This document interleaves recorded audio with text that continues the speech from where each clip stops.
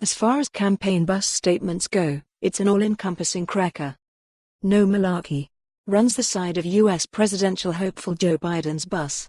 Unlike claimed statements of fact, we send the EU £350 million a week, Malarkey is entirely subjective. It's a heartening promise to wipe out the relentless nonsense blighting modern politics, and yet it's entirely unmeasurable. One man's Malarkey is another man's leader of the free world.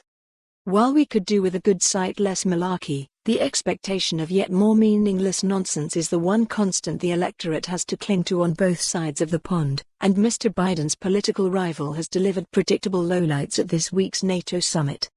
Small-minded big baby Donald Trump's dropped off home after the other kids were mean to him. While kind hands and kind words should be the order of the day at any self-respecting nursery, it's difficult to keep a straight face while trying to give the bullies a row in this instance. Mr. Trump's fellow world leaders, plus, bizarrely, Princess Anne, who's soaring in the opinion polls thanks to the work of an actress playing a fictional version of her, were caught on hot mic sharing an indiscreet giggle over his behavior. Who can blame them, after the trials they had endured prior to that point?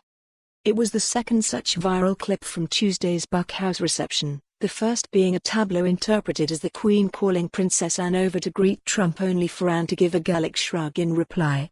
This turned out not to have been the case, but we see what we want to see these days, and what we want to see is the leader of the free world and the sovereign being cheeked by a very naughty princess. Just a little Malarkey. Emmanuel Macron, during a press conference with Trump, struggled to maintain diplomacy as the American Trump-splained dices. Let's be serious, the French president said, ditching his interpreter to make the message clearer. Immediately prior to this, Trump had been havering on about the origin of ISIS members. Would you like some nice ISIS fighters?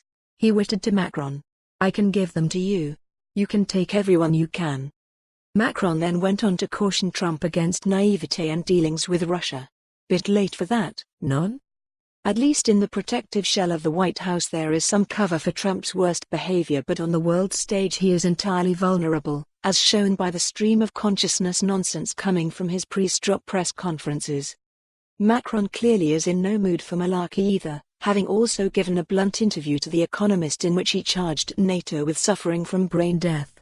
Dr. Macron's diagnosis is certainly not being reversed by the actions of Trump, who routinely criticizes the alliance and praises its main adversary, Russia.